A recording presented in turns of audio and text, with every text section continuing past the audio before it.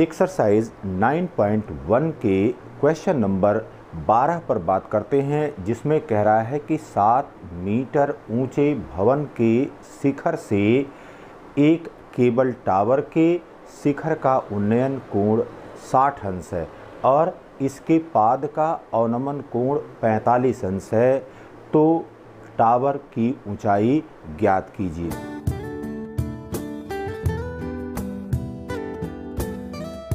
अब यहाँ पर देखिए बेटा, हमको करना क्या है, यहाँ पर हमने टावर की ऊंचाई ज्ञात करना है कि टावर की ऊंचाई क्या है।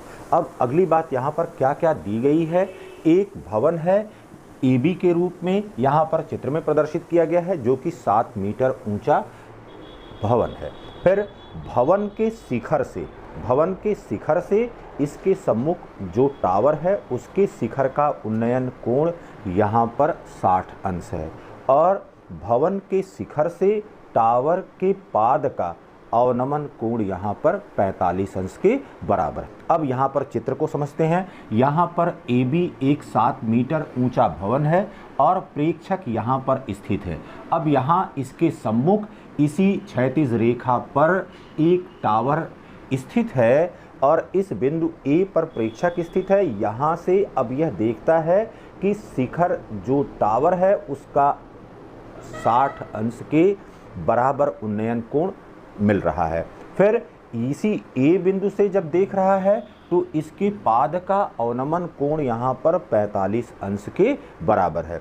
तो अब यहाँ पर देखिए, यहाँ पर आप देख रहे हैं कि यह है AB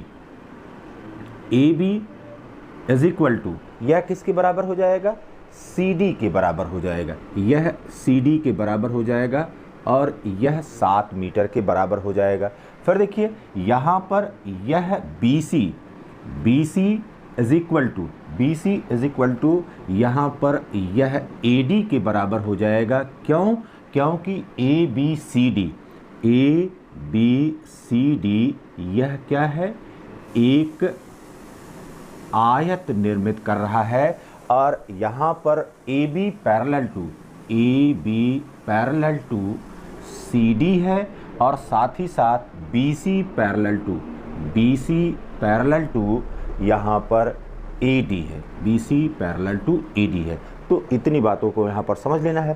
फिर देखिए अवनमन कोण 45 अंश यहाँ पर बन रहा है, तो कोण DAC यह 45 अंश है, तो ACB यह भी 45 अंश के बराबर हो जाएगा, क्योंकि यह AD रेखा और यह BC रेखा समांतर रेखाएं हैं।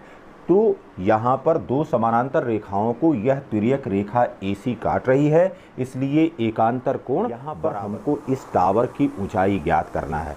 अब यहाँ पर देखिए दो त्रिभुज जो हमारे प्रश्न के उपयोग के लिए हैं, उसमें है त्रिभुज ABC। तो सबसे पहले त्रिभुज ABCC। अब यहाँ पर बनने वाला कोण 45 अंश है, तो हम लिख सकते हैं tan 45 अंश बराबर, और यहाँ पर यह AB आधार है, तो ये हो गया AB बटे यहाँ पर हो गया BC के। अब AB कितने के बराबर है, यहाँ पर AB यह 7 के बराबर है या 7 मीटर के बराबर है, और यह BC, this implies that tan 45 is equal to 1, और यह बराबर हो गया 7 बटे BC, this implies that BC is equal to 7 metre के। तो यहाँ पर अब यह BC कितने के बराबर मिल गया, BC यहाँ पर 7 मीटर के बराबर हमको मिल गया। अब क्या काम करना है, अब अगला काम हमने करना है कि जो दूसरा त्रिभुज यहाँ पर हमको मिल रहा है वह त्रिभुज कौन सा है, यहाँ पर अब है त्रिभुज ADE, त्रिभुज ADEC। अब त्रिभुज ADE से यहाँ पर देखिए, यहाँ पर कोण कितना बन रहा है, 60 अंश के बराबर है, तो ये हो गया tan 60 degree is equal to, और यहाँ पर अब लंब इस त्रिभुज में यह ED बटे, और यहाँ पर AD बटे AD, और इसी को लिख सकते हैं ED बटे, और यह AD और यह BC बराबर है, तो यहाँ पर क्या लिख सकते हैं, यहाँ पर BC लिख सकते हैं। अब यहाँ पर आप लिख दीजिएगा कि AD इज इक्वल टू किसके है, AD is equal to BC के है। तो tan 60 का मान यहाँ पर ये हो गया √3, तो ये हो गया √3 इज इक्वल टू ED बटे, और BC कितने के बराबर है, BC यहाँ पर 7 मीटर के बराबर है, तो यहाँ पर हो गया BC is equal to 7 metre, किससे, इक्वेशन 1 से। This implies that ED is equal to हो गया 7 एंड √3 के, इक्वेशन 2 हो गया। फिर देखिए अब यहाँ पर AB is equal to CD है, AB is equal to CD है, और यह कितने के बराबर है, 7 मीटर के बराबर है। जितनी यहाँ पर ऊंचाई है उतनी ही यहाँ पर ऊंचाई है। अब हमने ED का मान निकाल लिया है, और टावर हमारा किसके बराबर है, CE के बराबर है। तो टावर की ऊंचाई यह बराबर है CE के, और CE के किसके बराबर है, यह बराबर है CD प्लस यह DE के या ED के।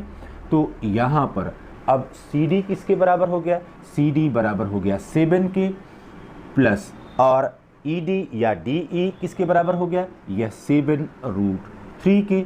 अब यहाँ से 7 कॉमन ले लीजिए, ये हो गया 1 प्लस √3 एंड मीटर।